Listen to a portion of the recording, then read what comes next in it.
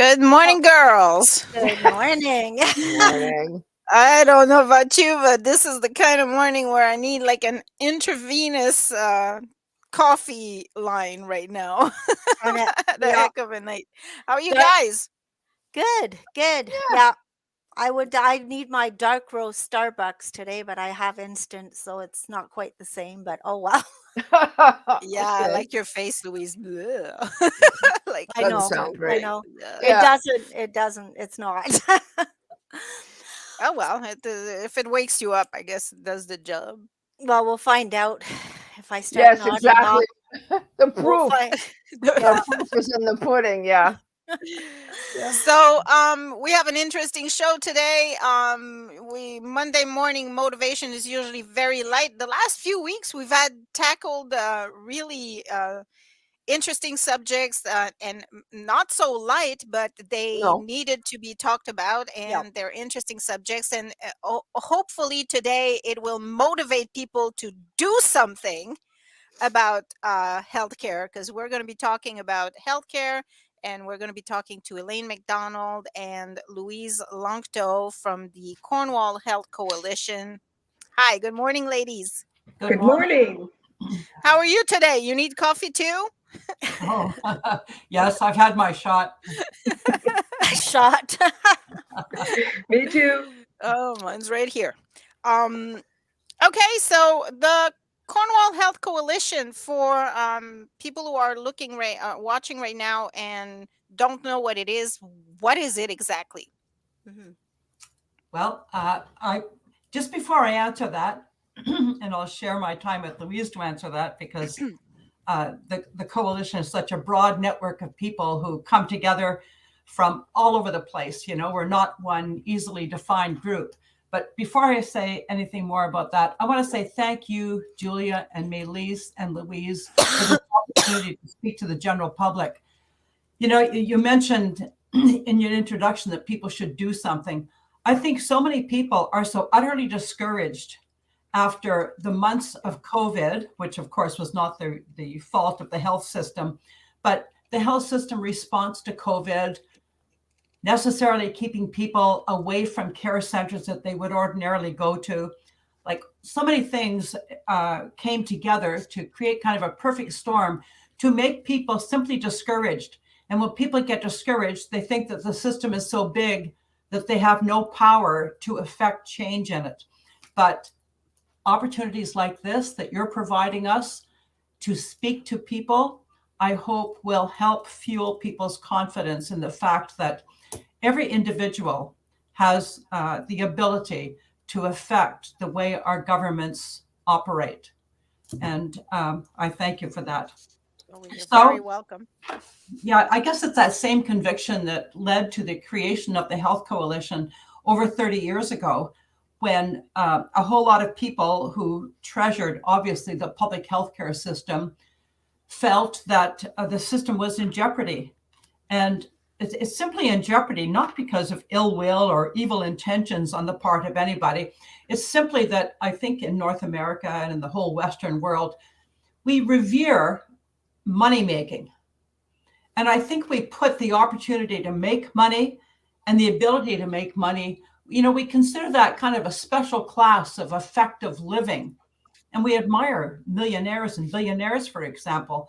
And I think that sort of seeps down into the public consciousness where pretty soon you see people thinking that business, which is a profit making agency, is somehow superior to a service model where people pool their resources in a social or socialistic sense and use those combined resources to benefit everybody. So it's just this kind of philosophy out there, you know, service versus profit. And there is nothing wrong with making money. There's no question that without money, I mean, this is how we live. This is how we survive. Obviously, money is an important part of our social structures, but so too is the service model. Our education is based on service rather than profit. Our healthcare is based on service rather than profit, and certainly our social services is based on a service model rather than profit, and a sharing that makes society work well, where nobody is cut off or disenfranchised. I mean, you see terrible things happening when people are isolated and cut off from the rest of society when they don't have enough to participate, as for example, when people are homeless. So housing too becomes something that has to be administered in a service sensibility. We can allow for profit making, selling houses, make all that, but still there has to, at the core basis of our society, there has to be the conviction that we need the service too. And so anyway, in the 90s, social services and especially healthcare was very threatened because governments were simply trying to balance the books and reduce taxes. And somehow these services are the easiest ways. You know, if you don't want to raise taxes, well, then cut the services that you're affording to people. And sadly, there's been a lot of that. I think a lot of it stems, you know, from US and Britain. Margaret Thatcher and Ronald Reagan, they were champions of this sensibility that I think has led the whole, every country that I can think of. It's given us this challenge of we need to determine the service level we're willing to sustain and the amount of services we are not willing to let go ever. And I think access to public health care is one of them. So you get all these people coming from all over the place. You know, we've got church groups, we've got teachers, nurses, every walk of life, and you know, knitting clubs. There, anybody who has any sort of a group sensibility, as well as individuals, they belong to the Health Coalition. So did you say 30 years? Oh, yes. Oh, yes. Wow. Yeah, they started, well, that's when I first joined up in the 90s, when we had the awful cuts at the federal level and then at the provincial level to basic services. So we've been at this for a long time. So, Elaine, this is the Ontario Health Coalition, or the Cornwall? Yes. No, this is the Ontario Health Coalition. We started in Cornwall too at the same time. Now, there have been ebbs and flows, you know, like we get really active if there's a proposal to cut hospital beds or something like that. And then other times, you know, we kind of stand down when we feel that the system is working as it should, or a crisis has been averted and that sort of thing. Mm-hmm. But right now, we absolutely feel that the system is under tremendous pressure. And it's time for the people to stand up and let the government know that what people want. And we know that what people want is public health care.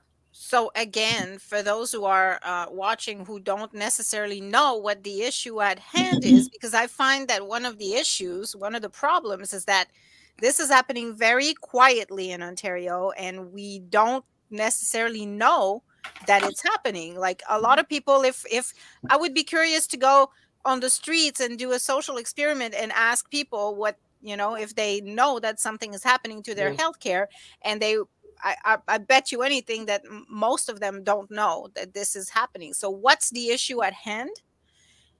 Exactly. Well, exactly. I think it's the impoverishment of the public health care.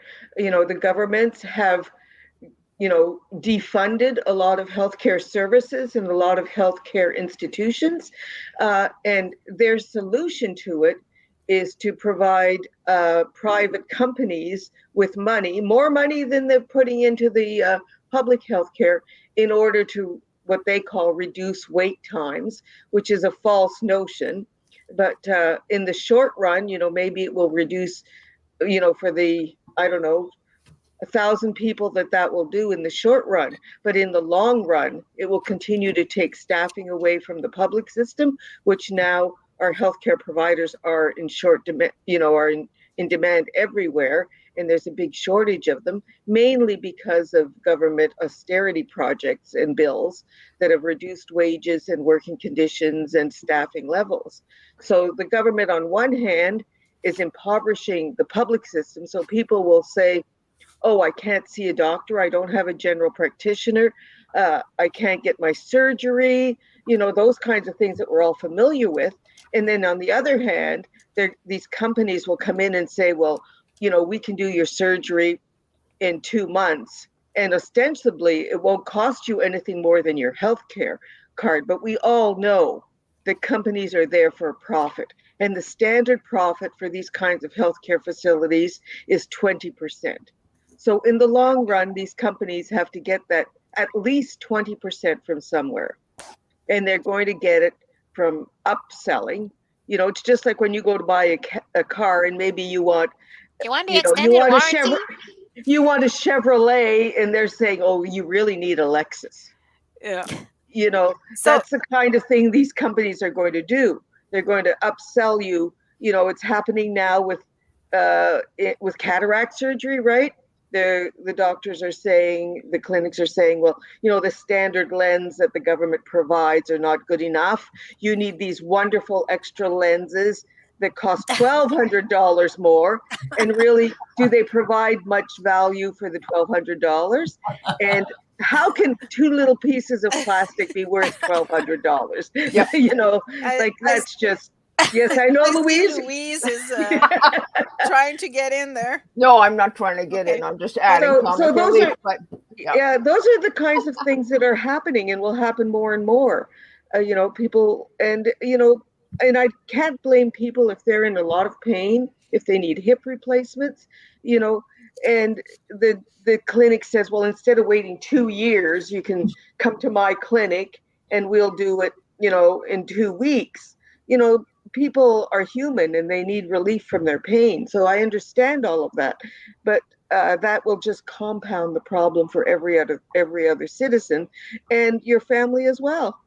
So I think Joy. that's the big issue there. Okay, yeah.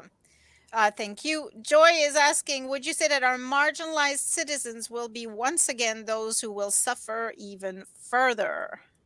Yes, of course, because those are the people that can't afford to pay an extra $20,000 for a hip, to have it done privately. Those are the people that maybe don't know, when they go to their doctor and their doctor says you have to wait 2 years for a hip replacement. It is not 2 years. These timelines are all expanded. When I went to get cataract surgery, they told me, I could go to the private clinic in 2 weeks, or the regular cataract surgery would take 6 months. Well, I was willing to wait because I didn't have a big case of anything. So I said, no, I'll wait for the public one. And it was only 6 weeks wait, not 6 months. Oh. So I have a question though, and I don't think that people get it. At the moment, what I'm hearing is that, if you want private healthcare, it won't cost anything more. It's like big deal. The government will sort of pay for it somehow. But as time goes on, if privatization installs itself, will people need health insurance? Is it going to start costing money? There's two folds to this, right? The government is the taxpayer, right? So if you're saying the government will pay, well, the government is going to pay an extra probably 20%. Well, that's your tax dollars, right? So you are paying either way. Either you pay with your credit card or you're paying with your tax dollars. So, that's the one issue about, the government's statement that you won't be paying more. Well, your Yes, so taxes now will you're be paying higher. for private health care with your tax dollars. Yeah, and I think it's so insidious that for years I watch elections. Of course, I'm kind of a political junkie, and a claim that candidates, a claim that candidates always like to make is that in a public system, you never need to use your credit card. You're always going to be good with your OHIP card. But now what Doug Ford is saying is you don't need your credit card. Your OHIP card will pay it all. And I guess at first blush, that might sound like good news to people. But the fact is, as Louise says, this means that your tax dollars, our tax dollars, are supplementing the fees that are being paid in the private clinics, which, as Louise said, again, are something like 20% higher than the fees that are charged in the public system. So the government is actually willing to pay that excess, that supplemental fee, in order to support the development of a private system. And at the same time, it has the public system on starvation wages. I think But just the other second part to that, of course, is people have said, well, we'll do like the states, we'll get supplemental health insurance, through your employer. So maybe that extra 10% that the companies will have to pay to workers to buy that health insurance, that extra money will go on the cost of goods that you buy. That only makes sense, right? If a company has to charge an extra 10%, well, who's paying for that? It's us again. If we're paying an extra 10% for our loaf of bread, or for our shirt, or for our oil change. So we would be paying in two ways, through our taxes and through increased costs for all of our consumer goods. And that's why companies like the Volvo, it's the Volkswagen plant that's moving to Ontario. Those companies see an advantage to being in Ontario, because the healthcare system doesn't have the private healthcare needs that the United States have. So right there, they look at their staffing costs will be lower because they don't have to pay supplemental insurance like they do in the United States. So that's an advantage to companies in Canada. Well, so those are kinds of, the things that are not mentioned and not talked about so much in the media.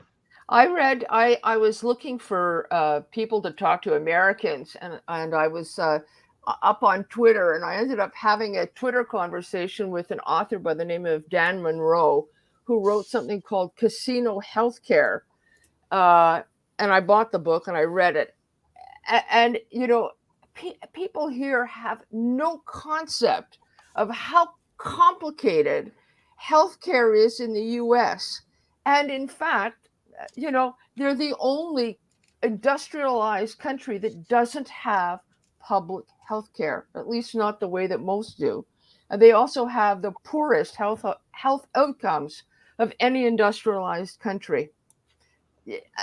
It's just, anyways. Sorry. So I'm curious, because I don't know it all about the situation, but isn't this supposed to be a temporary solution to the backlogs? I think that's facetious thinking on the part of anybody who accepts that, and certainly I think it's duplicitous on the part of the government to say that, because once you begin something like a private system that can be kind of like a boutique system, where if you want fast care and you want kind of like a spa-like environment even to have your surgery done, it's going to be really hard to roll that back. In the first place, in Canada, we don't have the labor force that can support two parallel systems. In fact, even on a very small scale, you take, for example, the Glengarry Memorial Hospital in Alexandria. There was a comparison done of an interview of all those small hospitals in Eastern Ontario. And as you know, the Alexandria Glengarry Memorial Hospital has had more emergency room closures than any other hospital in Ontario in this last year. And obviously that's because of staffing shortages. Now, what they said in the interview, like how they're coping right now, is using what they're called agency nurses. So this means that they don't have enough in-house public employees as nurses to keep their hospital open. So they're going outside. And in fact, in the interview, they mentioned that the director mentioned that, yes, that this creates a sustainability problem because it's not sustainable, because you're actually paying the agency nurses more than you would a public servant nurse who would be constrained by the provincial regulations from Bill 124, where nurses have been held to lower wages for so long. So yeah, Karen says this means we will wait even longer to get a family doctor. Well, one of the issues with family doctors is training doctors. And what's happening is we are training more doctors, but most of the doctors see family medicine as, the cheap sister of healthcare. They'd rather go into specialization where they can make more money. One of the solutions is to make it more equitable, make it fairer for doctors to be family doctors, not only specialists. We need more primary care physicians. That's only normal, right? You need more of the base of healthcare doctors than you need of the upper tier, cardiac surgeons. More people will need, a regular doctor than will need a cardiac surgeon. But they pay the cardiac surgeon so much more that it's worth it for them to specialize rather than be a family doctor. The pay structure for family doctors is not adequate to sustain doctors, young doctors, after spending hundreds of thousands of dollars for education to go into family medicine because of that. So we need to, revitalize the primary care physician role and the payment structure and those kinds of things so that young doctors will say, oh yeah, it is feasible for me to pay for my office and my staff and still make, comparable amount of money to a cardiac surgeon. So that's, I think, one issue that we have to do. And until we solve that problem, we will have a shortage of primary care physicians. And, the problem that all the people have in not getting surgeons and not getting those, family doctors. And then, of course, people who don't have a family doctor and the walk-in clinics are closing, they have no other option but to go to the emergency wards, which is the most expensive treatment a person can look at. So we need to look at, a whole gamut of different kinds of operations.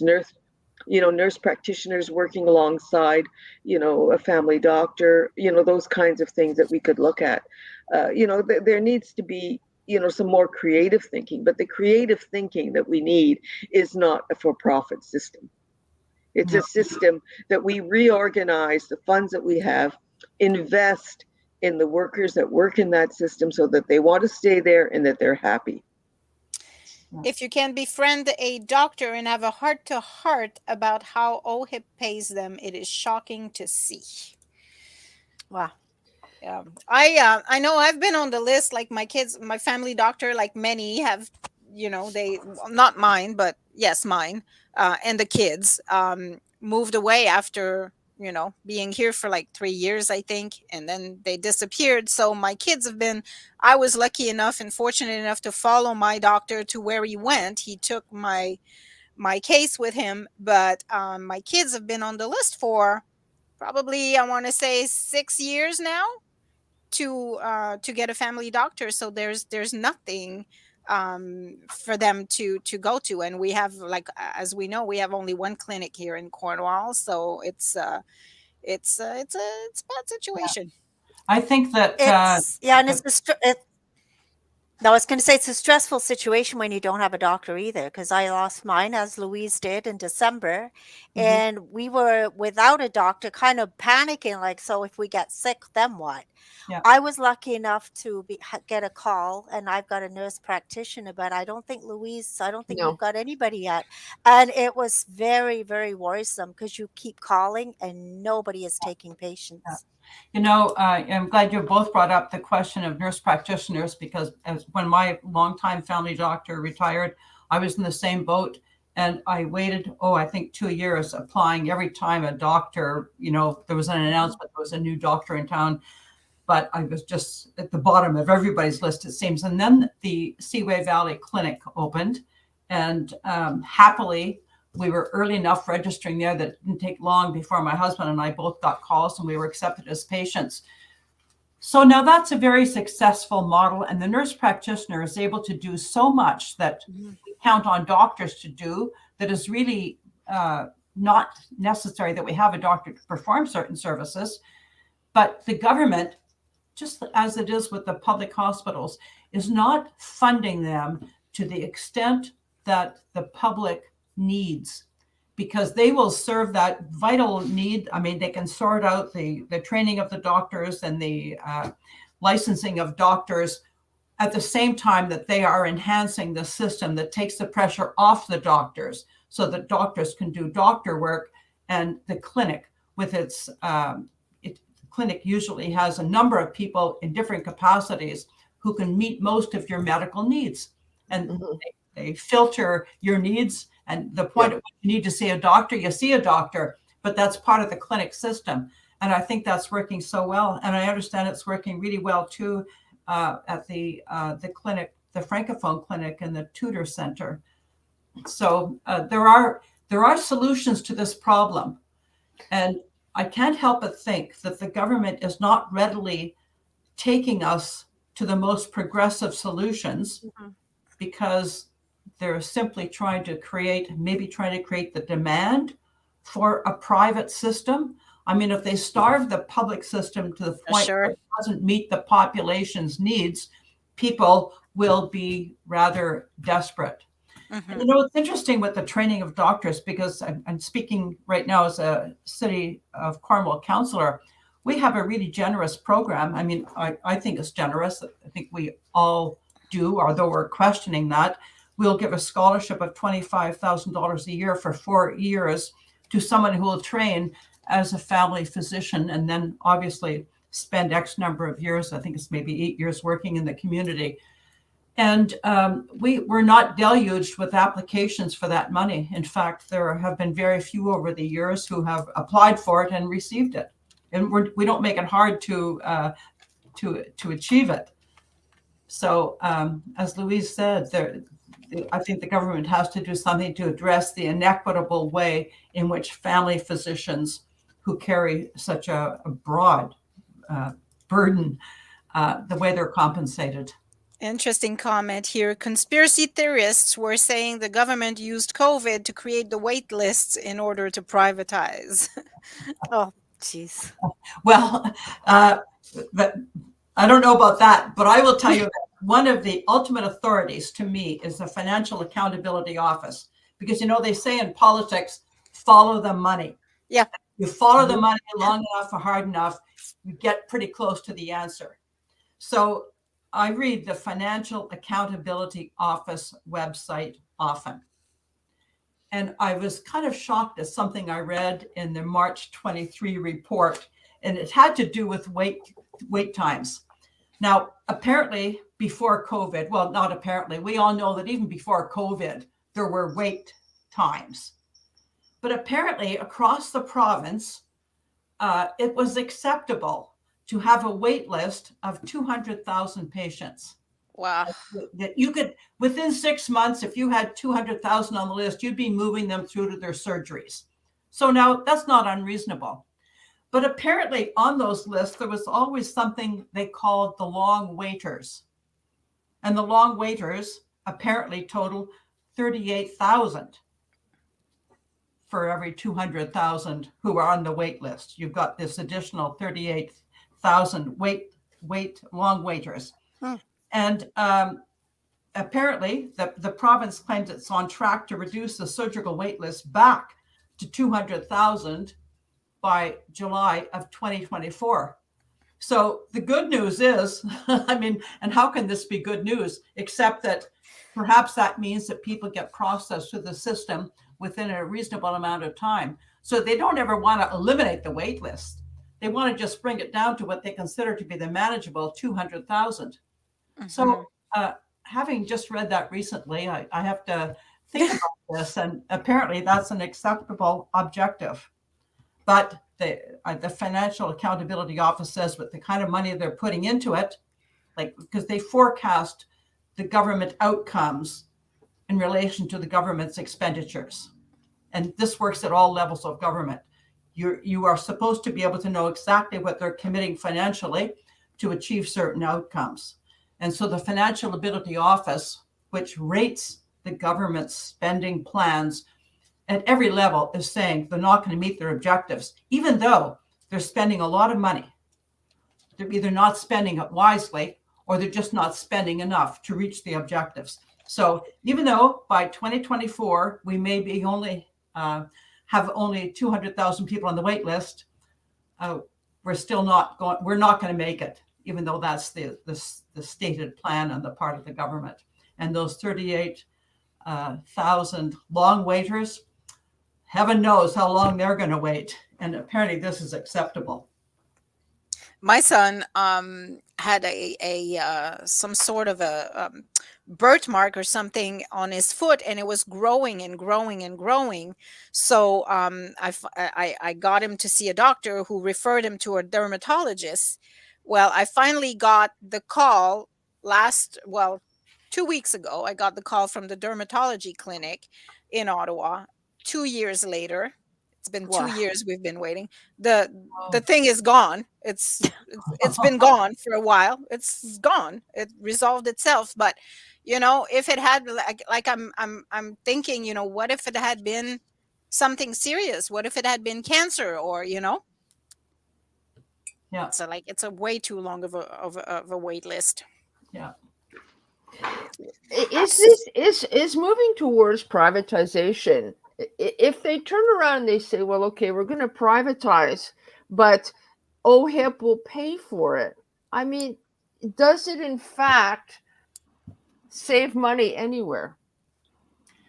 No, and I can't believe that the government will be willing to continue to pay tax dollars for services that are more expensive in a private system.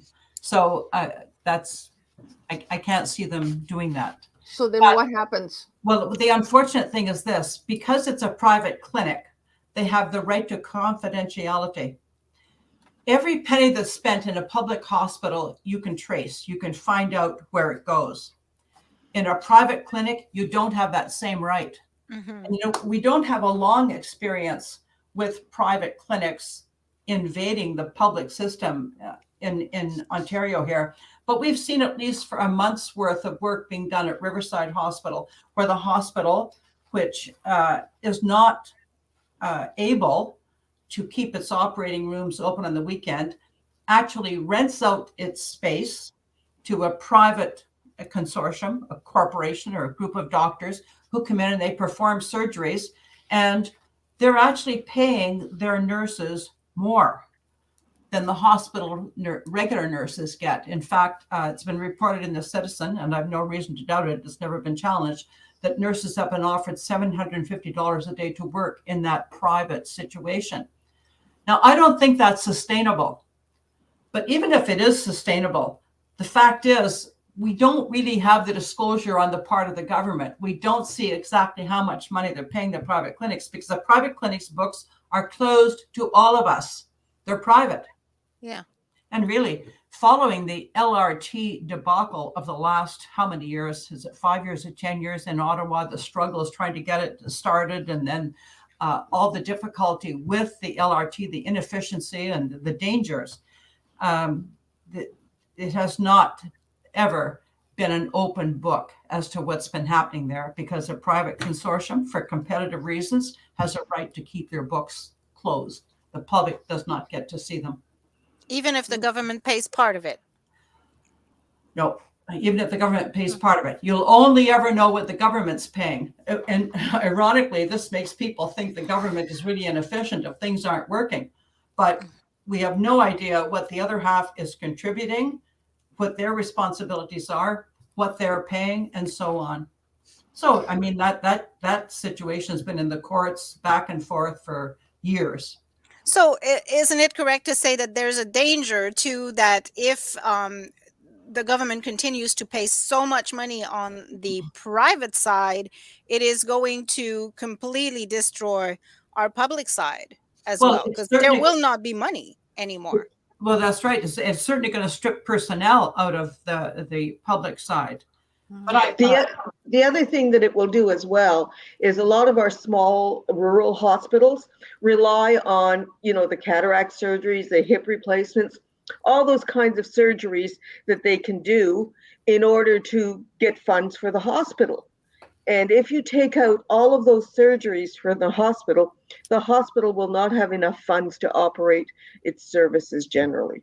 So it will result in the closing of many small hospitals who are already just on the edge of, having to close. Well, that will force them to close.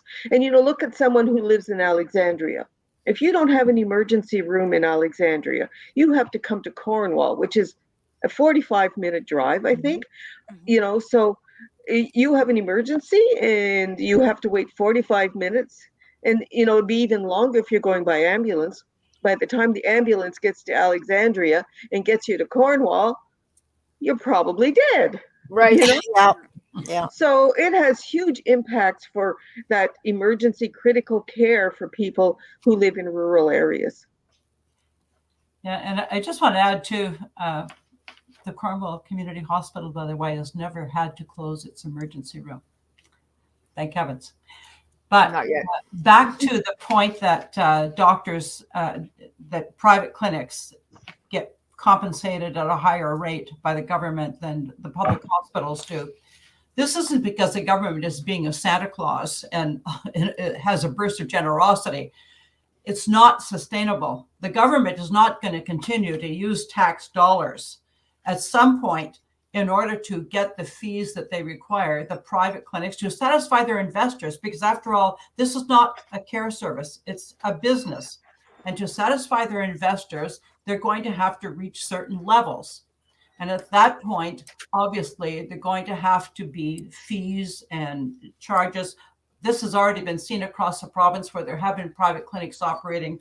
We have reams of testimonial from people who have been charged more over and above what the fee is in order to access the service. Let's also remember that in the United States, these private clinics and private healthcare have worse outcomes for patients than the public has. And we saw that with long-term care during COVID, right? Where the private long-term care homes had 5 times the death rate than the public ones had, all the while making huge profits for their shareholders. And that was at the expense of their workers and the expense of their patients. I've seen statistics in dialysis clinics where the mortality rate is higher in patients that have used private clinics because they cut corners. They cut corners, except a treatment instead of lasting 4 hours, they will do a 3-hour treatment. So it's not as thorough. The blood doesn't get cleansed in the same way. Those kinds of things. They're also using less nursing time then, and they're also using less dialysis fluid, right? If it's a 3-hour treatment instead of a 4-hour treatment. So they have as much as a 3% higher death rate in these private clinics. And, it happens all over because they have to make a profit. The one that's often mentioned is the Shouldice Clinic, where they do hernia operations in Toronto. It predates and it was grandfathered into the system from before, the Hospital Act, where we couldn't have private hospitals. So people, say, oh, this is an excellent system. Well, if you've ever had anything to do with the Shouldice, they only choose the cream of the crop of patients. Nobody that has a heart condition, nobody who's overweight, nobody who has any other comorbidity like diabetes or anything like that. They're choosing the cream of the crop. So you go to Shouldice if you're the ideal patients. But, okay, OHIP is paying for your surgery, but they insist that you stay 3 days more than you need to in their luxury suites. So you're paying for like 3 days in a luxury suite, which I don't know how much it is, but I imagine that would come to more than $1,000. And, things like that they're upgrading in peripheral costs. So, and if a patient at Shouldice has a complication, they are shipped to the public hospital as soon as they can get them out the door, right? And if after you've had your surgery the next week or the next day you have any complications, they won't see you. You're going to go to, back to the public system. So they'll take the cream from all of the patients, but they won't handle any of the disturbances or anything else. So that's how they're making profit for their companies. right? Yeah. So There's a danger for like like the cost of things to increase greatly as well if you start charging privately for cataract surgery, for hernias, for whatever. Eventually, like the price, because it's going to be a competing market, and the price is going to go up and up and up. I've had some brushes with the American system, and I know, like, I almost gave birth in the United States of America, and thankfully I was shipped to Montreal at the last minute. But my C-section would have costed me $25,000 easy in the States. And in Montreal, my C-section, because I saw the bill, they sent it to Ontario, because I gave birth in Quebec, right? They sent it to Ontario, was $686. Jeez. So it's really widely inflated, and that's at the risk that Yeah. this would happen here as well. So you end up needing, as the system starts to become more and more private, you end up needing insurance. Yeah. And insurance is expensive. Yeah. Okay. and another profit motive there. Yes. Because they're there to make money too, the insurance companies. And then the problem is too with the insurance companies, what if you've got a pre-existing problem like diabetes or something? Maybe you can't even get the insurance. Right. You can't. Talking about other jurisdictions and what happens there, there was a study done recently in the National Health Service in Britain, because between 2014 and 2019, there were a number of referrals made, and this was to address a backlog. So there were surgeries sent to for-profit centers en masse, and there was tracking done. And what they found in terms of death rates, the death rates went up 0.38% for every 100,000 people. So the conclusion based on all that data was that the for-profit care seemed to have cost 557 deaths, additional deaths from 2014 to 2019. So there's evidence in jurisdictions all over the world on what happens, what the difference is between for profit and public health care. They have to make money somewhere. And the government is going to continue being Santa Claus and paying them more for the work they do. They're going to have to get the work they do by their efficiencies, which are not going to be good news for the patients. Well, again, go ahead. No, go. I was just going to say again, because I think that people here don't understand what this is going to mean for them. Because I think profit and death, these are kind of important.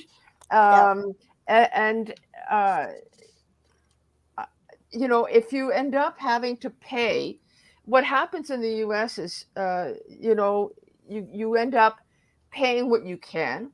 So you also have all kinds of different levels of health insurance, and a huge number of Americans are underinsured. They have huge deductibles. Okay. They're out of pocket. Yeah. People here don't understand what this is going to start to, it's going to snowball. Yeah, I've been hearing that during the COVID time, the deductibles have been increasing and increasing and increasing over the last 3 years in the States, and a lot of them now are at as high as $10,000 deductible. Well, I mean, you're paying insurance because you don't have money, right? And $10,000 out of pocket is a lot of money. So underinsures for sure. Yeah. I had that experience in my own family. I have a sister who lives in California, and her husband became very ill. They were insured. He had a very good plan. Apparently, he was a contractor, but she said it was the deductibles that just about killed them. Yeah. But they also say, they say that in the US, 1/3 of the bankruptcies are due to medical expenses. I believe it. That's just tremendous. Yeah. Yes, if you have cancer, it's hundreds of thousands of dollars, right? Right. For sure. Yeah. So for anybody that's not really, thinks, public, private, what's the difference? In plain language, like what is the difference, say, between public and private, just for Well, these? the public is designed to be supported by tax dollars. Everybody contributes to it, so everybody has access to it. And there Equal are access.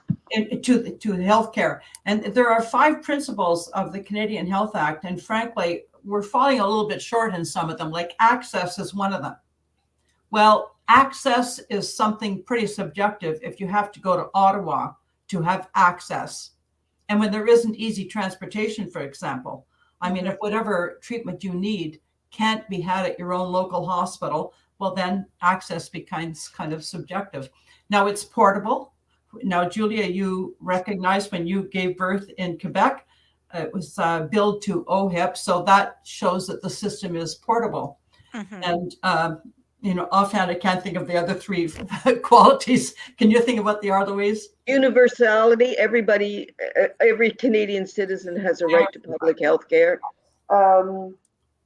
Comprehensiveness, which is meant to say that every medical condition is covered. Well, we know that that's not quite true. And public administration, one payer, the government. Yeah. Okay. And on the other hand, private? You're on your own, buddy. Well, private is fine if you are, the top 1% owners. If you earn, $500,000 a year, well, it's probably not too much for you to spend $45,000 for a hip replacement. But for the other 99% of Canadians, that's a huge burden. And if you have a disabled child, those are horrendous costs. And, you need public health care, to pay for those things. You can't afford to pay even 10% deductible on those costs. No. So we do have a solution. Not only that, but why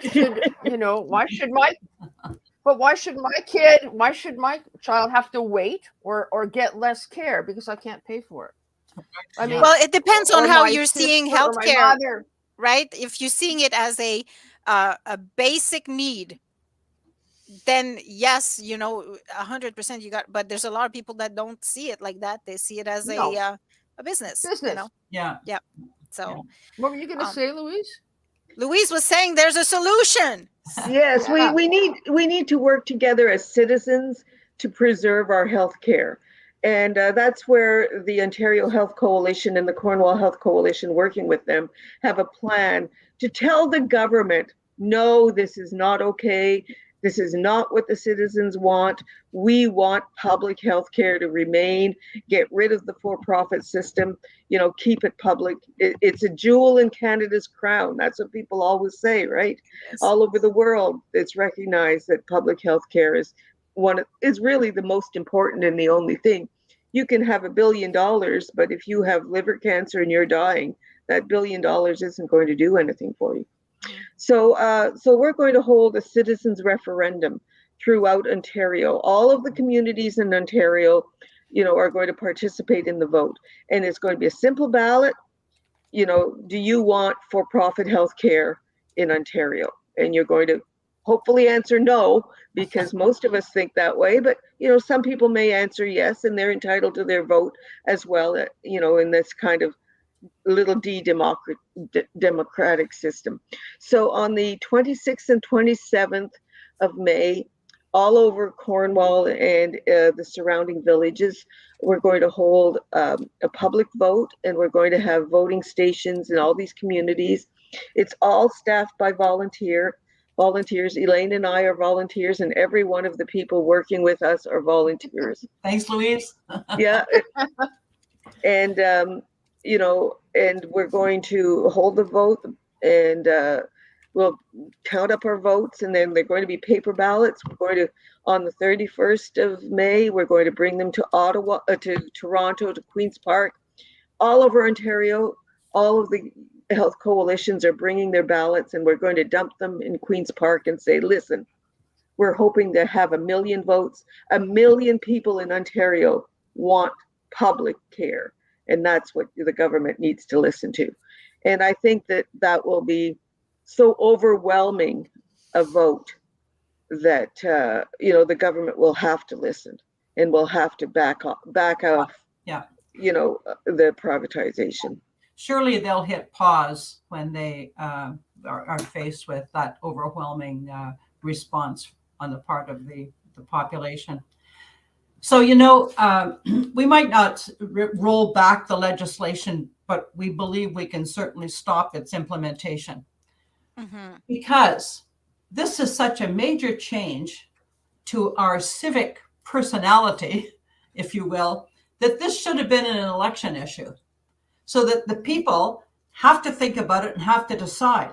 But that didn't happen. In fact, the government denied during the election of 2022 that private healthcare was on the radar.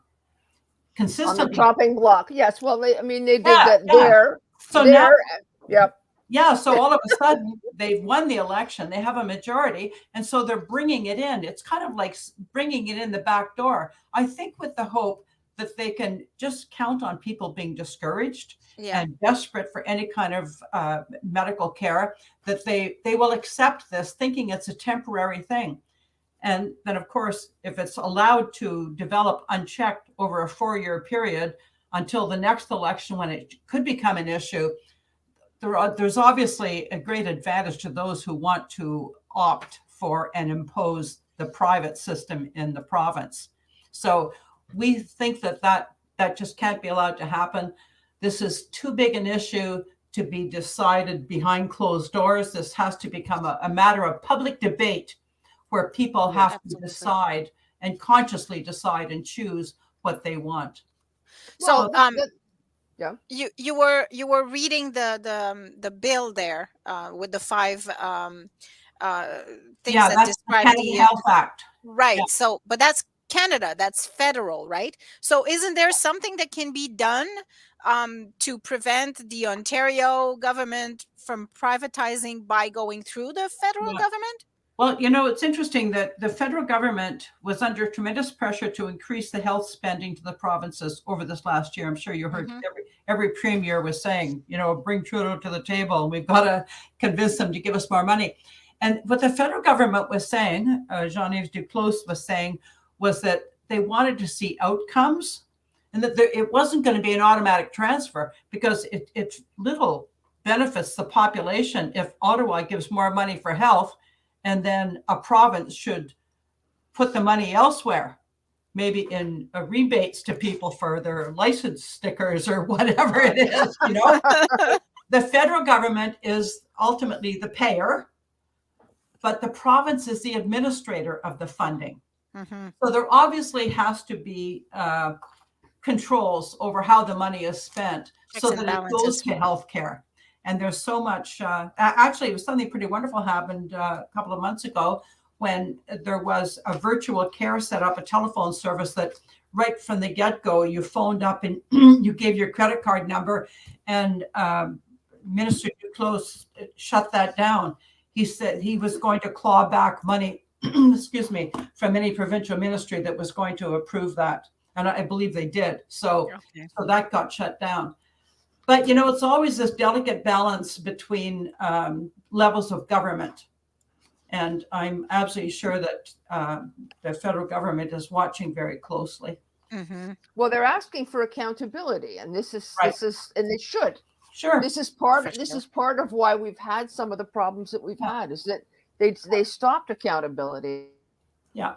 And as citizens, we expect that from our government. Our citizens expect it of us when we're in government. And that's simply the way our system is. That's a democracy. So, okay, May 26 and 27 is the big voting. And then April 26, our local chapter is having a fundraiser, correct? 23rd, I believe. What's the Sunday there? 23rd. Oh, okay, Sunday the my bad. 23rd, we're having a fundraiser dinner at the Legion. We have a few expenses, and we're not going to make a lot of money, but we would like to make some, because some of the places where we're setting up polls, we may have to pay a fee, which is fair. And the ballot boxes, we want to go with a regular official ballot box. I wish I had brought it out of my car and had it here to show you, because I think it's just cleaner, and I think inspires confidence more than a wrapped up liquor store box might.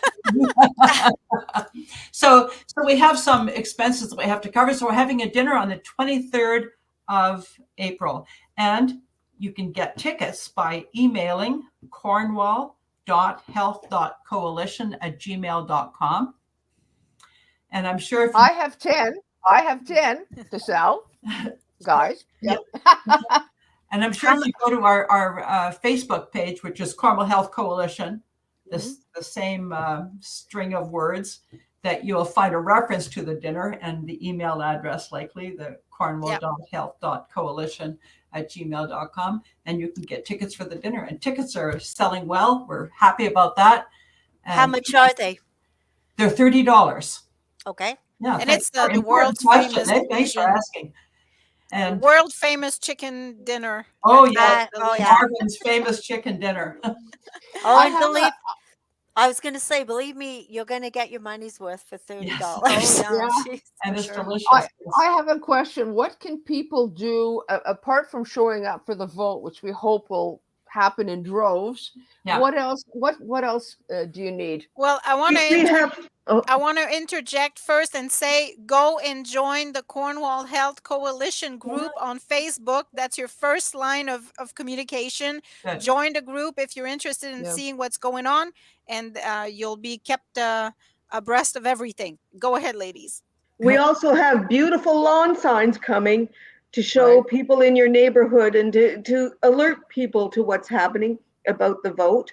So we'll have lawn signs available in a couple of weeks, and hopefully the ground will be thawed enough for us to be able to stick them up. So you can contact us at the Facebook, at our email address, and we'll put you on the list to receive a sign. The signs are going quite well. We have a lot of people who signed up for the signs. Yeah. And as the tulips come up, I hope our signs will come up too. Yes, and I guess on Do you need people volunteers? oh yes, we do. Now we're going to have a meeting at the Legion on the Sunday before the dinner. That's April 16th at 1:00 in the afternoon. We invite everybody who's interested to come, because at that point we will be organizing the polls. We'll have the locations identified, and people who have volunteered can take that opportunity to say, I want to work at that poll or this poll. You can form up your teams. Every poll is going to need a captain and at least 8 people, because it's a 2-day poll from 10 to 3. So 2 people at a poll for say 2.5 hours each. That's 4 people per day. So that's 8 people for the 2 days. So we need volunteers. By all means, come on out, and you can get your signs that day too, if one already hasn't been delivered to your place. But Brian Lynch, of course, is going to be our sign coordinator, and he's so efficient at this. Okay. Good. And Julia, you can put all the information after we finish the discussion about where I'm putting people. it on the Perfect. stream as Good. we're going. Okay. Yeah, and Yep. check that email I sent you last night. It has all those dates in it too. Perfect. Yeah, we Awesome. really appreciate you giving us a chance to speak to your viewers today. Anytime, and I know you ladies are going to be back in May as well, just to talk a little more as we're approaching the date. I want to thank you so much for being with us and for enlightening us about the situation. I feel like it hasn't been in the news enough. It's been swept under the rug, and it's important that everybody knows about it. And again, like I said at the beginning, I hope this motivates you guys. All of you are looking at this. I hope it motivates you to actually do something. And we'll see you on the 26th and 27th, I want to say. Sure. Yeah. Or the 16th or the 23rd. Or the 16th. Yeah. All right, ladies. Well, thank you Take so much care. for joining Bye-bye. us. Thank We'll you. see you soon. Thanks Bye-bye. for having us. Bye. Yep.